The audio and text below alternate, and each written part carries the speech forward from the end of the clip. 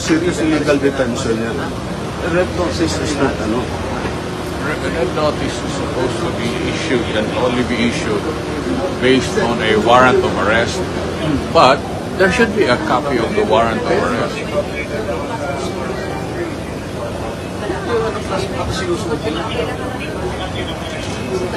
They can start using that. They can start using that. Nakalock din yun. What? Nakalock din yun. No, they can clean it back. So, pwede ko na bakit, diba? Tapos,